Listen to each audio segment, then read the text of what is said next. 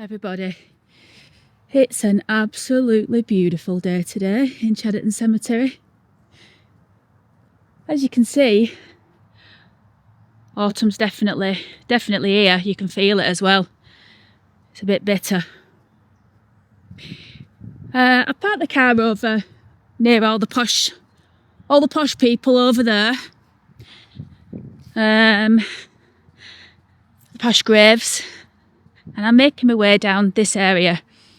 Today, well actually all of today, I'm doing quite a lot of filming around Oldham, specifically in the graveyards. Most of the locations of these stories have now disappeared because Oldham went through a period in the 60s of basically remapping the town, getting rid of houses.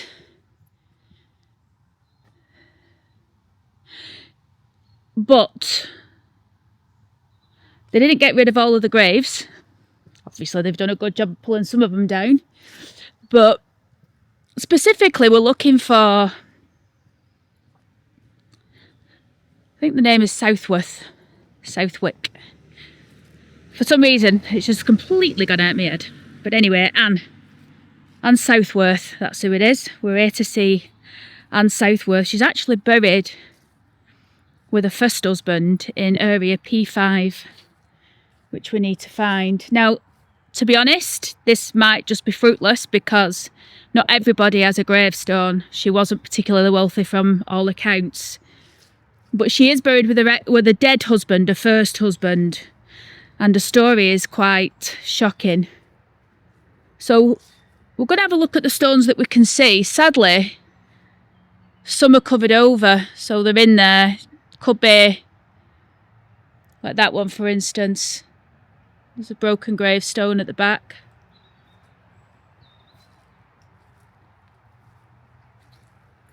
But while we're trying to find her, let me tell you the story. I wanted to take you to the grave of Ann Elizabeth Southworth, but I can't do that now because if I'm right, which I've got to be right, I can't be wrong, that's P4 there. I've literally, remember it goes 7, 6, 5, 4. They're all in a row.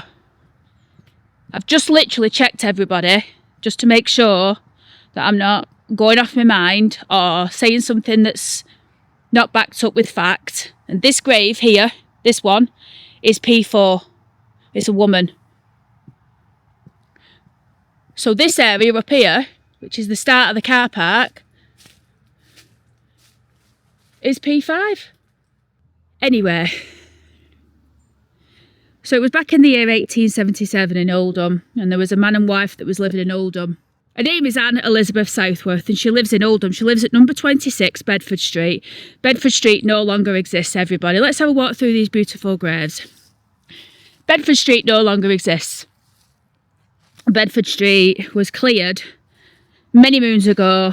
Oldham went through a period when they started demolishing the town. They're still doing it, still doing a very good job of it, but I am being funny when I say that, everybody. But Oldham went through in the 60s a cleansing as such. They called it a slum clearance. Sadly, Bedford Street was one of those, and Oldham was like any other mill town. It was back-to-backs, 2 ups, 2 down. The stories that I'm going to be telling you today are all around Oldham. So anyway, Ann, she'd been married before. She had a very, very happy marriage. She got married when she was 20 to her first husband, and he sadly died when he was 32. So she was left widowed. So she decided at some point, I'm assuming she must have been about 32 or 33 herself when she married Southworth. Southworth came from a family that originally came from up Preston way, I believe. Are they magic mushrooms, everybody? Probably. Won't be touching them anyway. But we're making an omelette out of them. Anyway, he'd settled in Oldham, and I'm not clear whether he settled in Oldham after he met Anne or whether he was already working here, but he was a labourer. And the fact was, back in those times, lots of people flocked to Oldham. It was world leading in terms of industry, you know, for cotton. We already know that story, I don't need to repeat it. So anyway, she ended up marrying him. They didn't have any children together. And by all the reports, the marriage was really miserable. Like, he was a bit of a get. His family, when we look at reports later on, his sister claimed that the family had problems mentally. You know, one of his brothers was in an asylum. His sister was in an asylum. Mother had lived and died in an asylum. And that's not me surmising that. This came out in the court records. By his sister himself, she said that. And the reason why she said it, I think, will become apparent. Now, I'm not saying it isn't true. I'm just saying it was a convenient fact. So let me tell you the story. So they lived at 26 Bedford Street, and the marriage was absolutely miserable. In fact, Anne had left him a few times. He was one of them fellas, you know, jealous. He was absolutely convinced that she was having affairs with fellas all over Oldham, and it just wasn't true. You know, loads of people testified it definitely wasn't true. He used to come up with these crazy ideas, and then they'd have big massive rows. At one point, well, at several points, Anne had left him. You know, she'd had enough and she left him. And this particular night in 1877, he'd been talking to some fella who was a cab driver.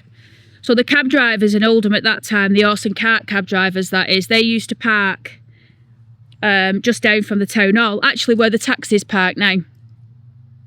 But anyway, he'd been drinking with him, and he'd said to him, she's at it with fellas and this, that and the other, and they just couldn't believe it. Like, it just wasn't Anne. But anyway, he was convinced that that's what she was doing. So he'd gone home this particular night, and between him going home then at 12 o'clock and 5 o'clock in the morning, the knocker-up came round in the morning, starts knocking on the window. The knocker-ups used to basically get people up before alarm clocks, and they used to come to your house, and they'd have like a claw-style like thing like this on a stick. Well, it looks like my head, like this, right? And they used to just bang on your bedroom window, and then you'd get up, you'd wave, and then he'd go on to the next house. But he's waiting for a reply, and he didn't get one, so he moved on to the next house thinking, well, I don't know what he was thinking. I'm not going to say what he was thinking. He just moved on. I don't think it was that out of the ordinary. But he didn't forget. The knocker-up came back again about half an hour later, and he tried again. Still no reply. So anyway, he just went off, and that was that. I didn't think anything of it. And then by about 8 o'clock, still no sign from house, and Anne's neighbours started sort of wondering what was going on. So these fellas she knocked on the door with this neighbour, and obviously no one answered the door. Well, not obviously, but no one answered the door. These fellas came up, broke in through the front door, knocked on the door, no response, broke in through the door, went up the stairs and walked into the bedroom to see Anne deceased on the bed. She'd had her throat slashed quite violently. On the bedside table was a hammer. There was razor blades and blades, all covered in blood. The mattress was soaked through. And at the side of her was Nicholas, the husband. He was lay at the side of her, and his throat was cut. So the fellas sort of like took in the scene and then like flew over to bed. And Nicholas was gargling. Anne was clearly dead. You could see that she was dead. But Nicholas, no. And anyway, a doctor was sent for. I think he was called Dr. Fret. In fact, I know that's not correct, but I'll put his details in. The doctor was sent for. I'm just going to walk down to Eli Lee's grave, because last time I came, someone had put a pot with a plant on there. I want to see if anyone else has put anything on. Anyway, he came, the doctor, and he said she's been dead at least 2 hours. Bear in mind, I think he'd gone home at 12 o'clock, so it probably, God knows what had gone on between those hours, between 12 and 6. No one knows. The doctor went to the bed. and a policeman was sent for. Everyone was up in the bedroom. He couldn't breathe because of these lacerations to his neck. So they gave him a tracheotomy, and they put like a straw type thing or a tube in his throat, which allowed him to breathe. And they then transferred him, or before they transferred him to Oldham Infirmary, the policeman asked him a question, and he went, "What went on?" He said, "Did you kill her?" And he said, he nodded, yeah. He said, he said, "Raise your right hand if the answer's yes, and your left hand, move your right hand if it's yes, left if it's no." So he asked him the question, "Did you kill her? Are you responsible for this?" And he said, "Yes." He said, "Did you slit your own throat?" And he said, "Yes." So they took it as a confession. He was carted off to the hospital, and once he was able, they took him to the police cells at Oldham Town Hall, and he had to go to court. And he was charged with murder of his wife. While he was in the court, he sat around, looking around, like very not bothered, is what the description was. They actually put it in a bit more of a formal note than that. Perhaps if I can find that note, I'll stick it in. But they basically, they were basically looking around, a bit bewildered, like he didn't really, just not there, like a bit strange. And he, I think he'd retracted his confession. But essentially, during the court case itself, it was his sister, as I mentioned before. His sister mentioned the insanity that was in the house, in the family. Excuse me. And he got off. He got off with an insanity plea, which means he didn't need to swing for this murder. Killed his wife, and he didn't swing for it. He got away with it. He ended up getting taken to an asylum. I think maybe Prestwich Asylum. There was an asylum in Oldham, but that wasn't for like bad criminals like this. That was more for people who were just insane. This guy was beyond insane. I mean, you don't do things like that, do you? Someone's moved it, everybody. There was a flower pot. Who'd move a flower pot off a grave? Anne Elizabeth's body was removed and taken to the Oldham morgue, and it was stored there just for a few days. Back then they used to bury them within 5 or 6 days. It wasn't a lengthy process like it is now. On the day of the funeral, the body was taken to 139 Henshaw Street. 139 or 135 Henshaw Street. And it was placed in the front room of the house there. This was a friend of Anne's. The body was on display, and people came from far and wide to look at the body. It was a bit like a ghoul show, really. It wasn't... That's the way it was described, more like, people were going there to, like, look at the body because of the story that was around it. I mean, it was quite a violent death. And the coffin was open, too, so she was an open coffin. Anyway... At one point, they decided that they were going to put a note outside. Look at that beautiful gravestone there with the star in it. They put a note outside basically saying, Mourners Only.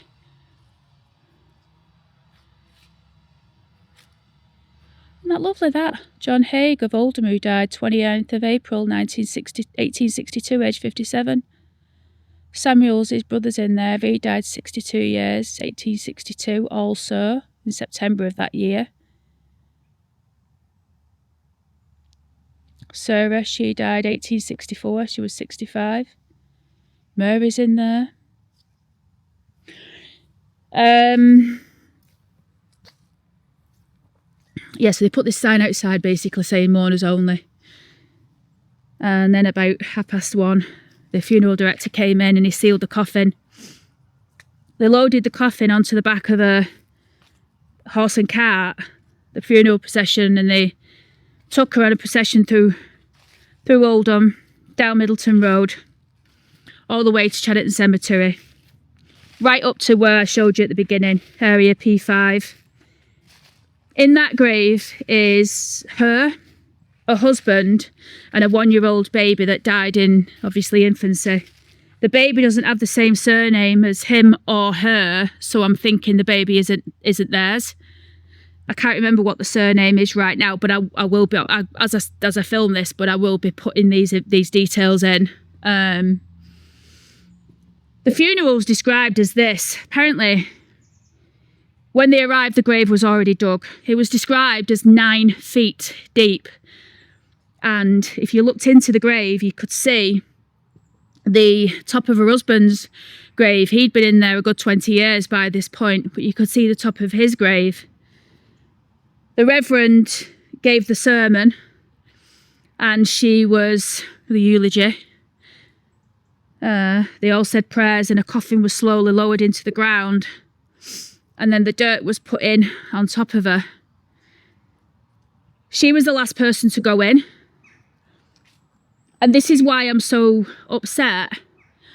Not upset, crying upset, but like fuming. Because once again, we've got a situation where someone's gone into the ground. You know, she had the most shocking death.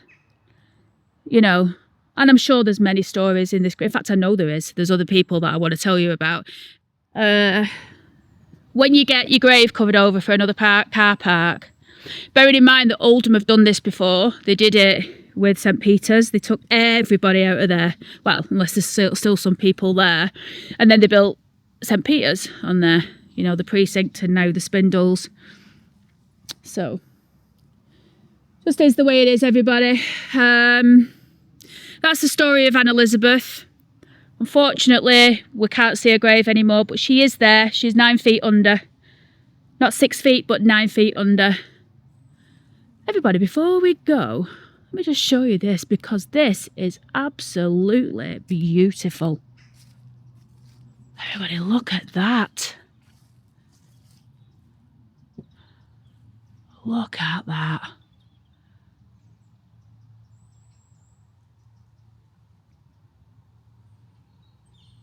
Isn't it superb? Look at her robes. Look at her foot. Right, let's see if I can find that little grave for you, everybody. I'll tell you a quick story to round this video up.